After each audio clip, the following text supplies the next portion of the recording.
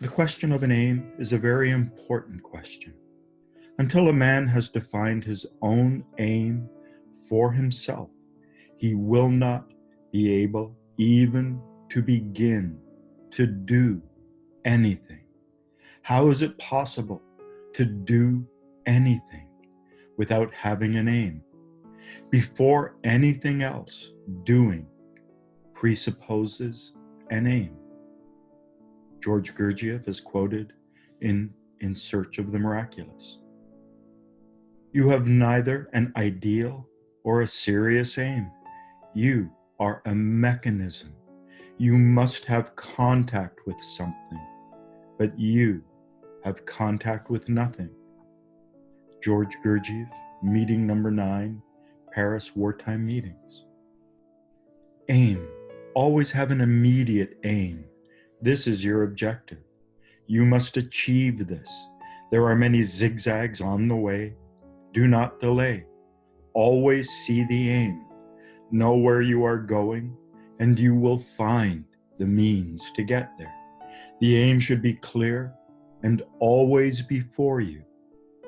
George Gurdjieff, meeting number 18, Paris Wartime Meetings. One of the biggest conundrums in the Gurdjieff teachings is how Mr. Gurdjieff says that we lack the ability to do, that things just more or less happen to us. And in these quotes lies the secret to actually learning how to do. Because when we have an aim, we can do things. And if we do not have an aim, if things just more or less happen to us, we cannot claim to be the doer of things in our life. Imagine 2 young men. They're both going to grow to be 6'3", 54-inch chest. They've got blonde hair, blue eyes, the real handsome chiseled features.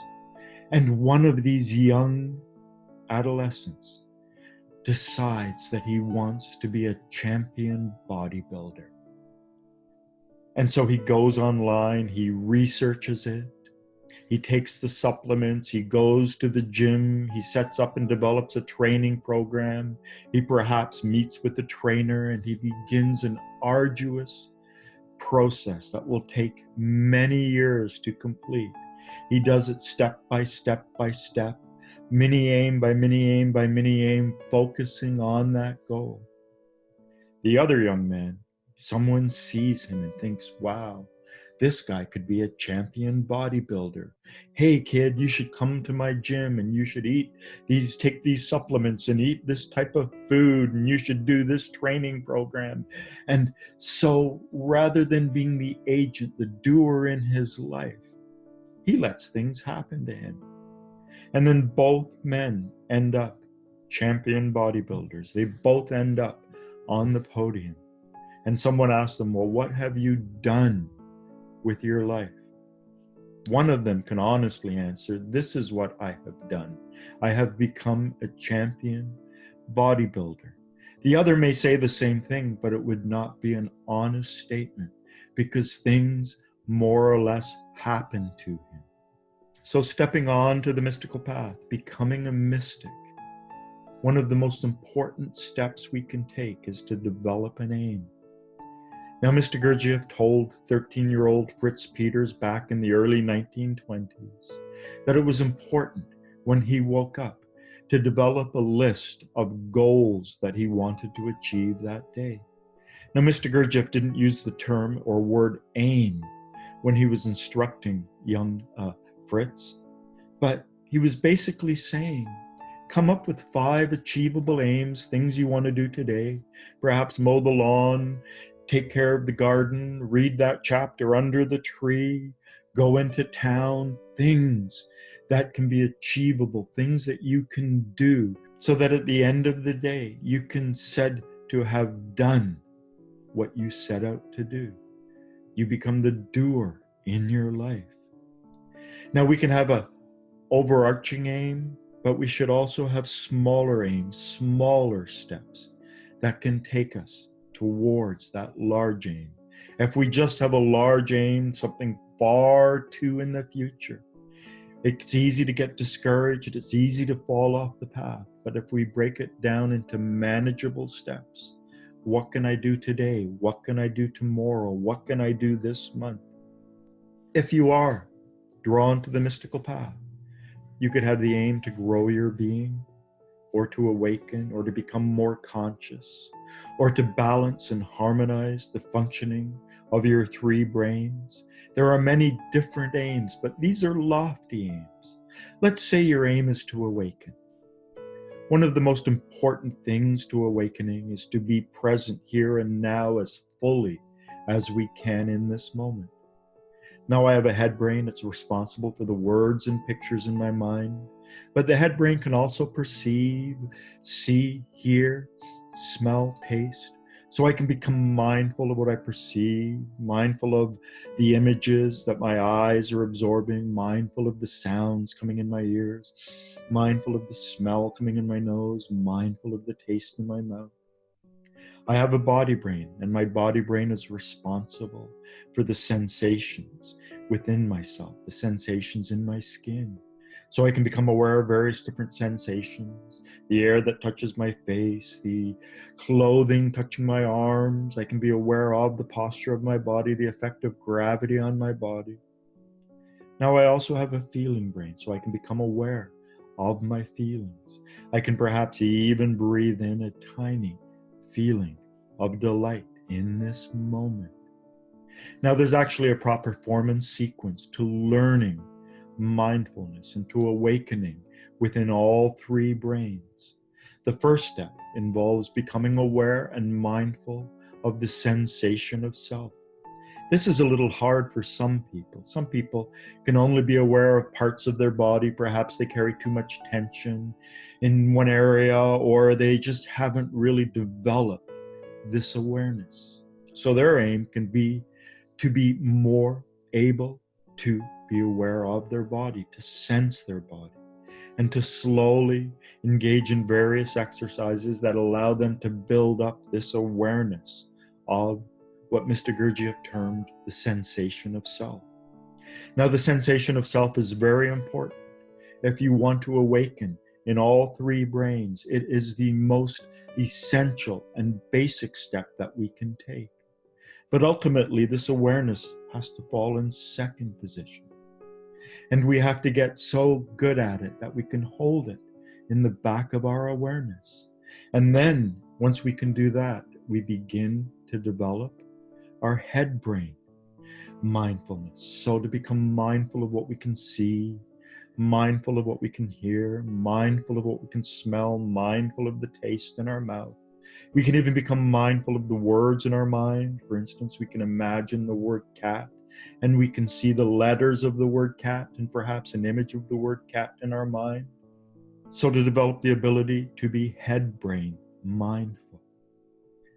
And then the proper sequence is to have our head brain mindful awareness in first position and our body brain in second position. This being the positive end of the battery, this being the negative end.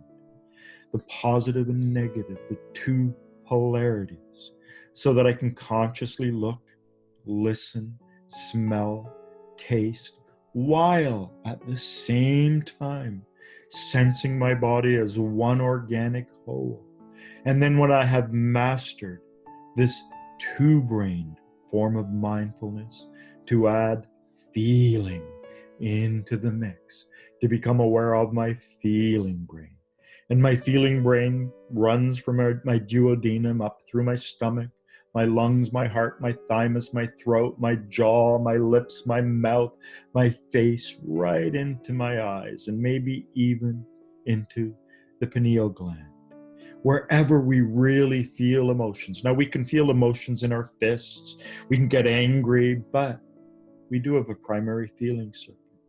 And to be mindful, to breathe in mindfully, consciously, a sense of joy, a sense of delight from our duodenum all the way up to our eyes, and to bring this brain online. And then to consciously look, listen, smell, taste, while sensing my body as one organic whole, while breathing in a feeling of delight, allows us to be fully awake to all three brains here and now in this moment. So this could be a far aim for some of you.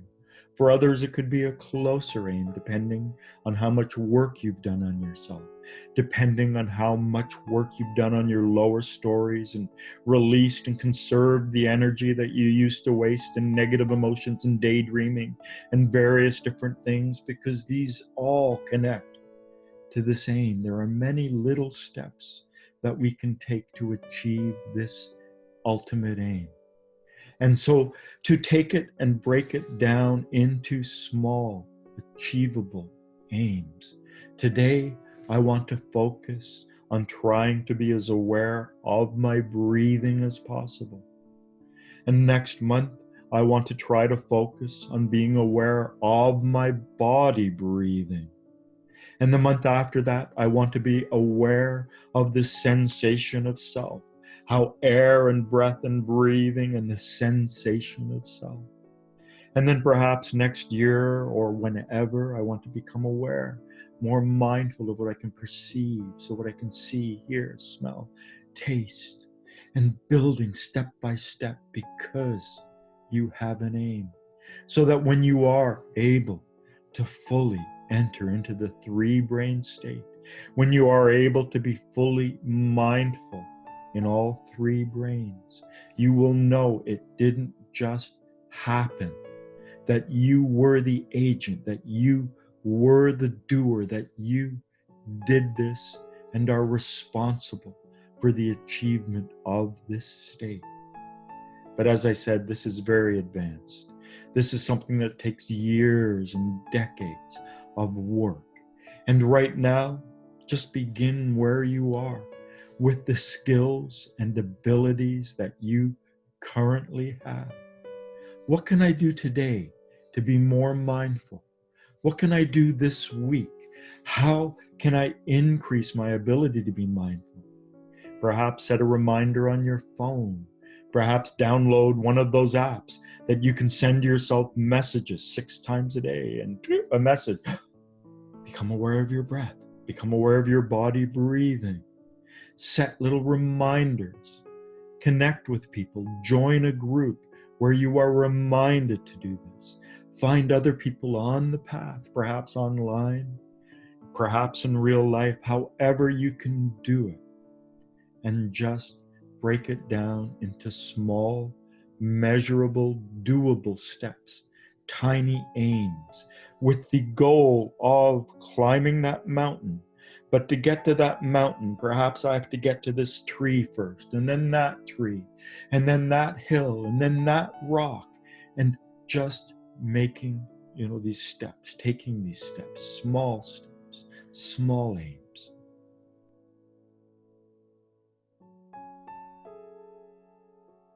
Healing mind, body, and feelings.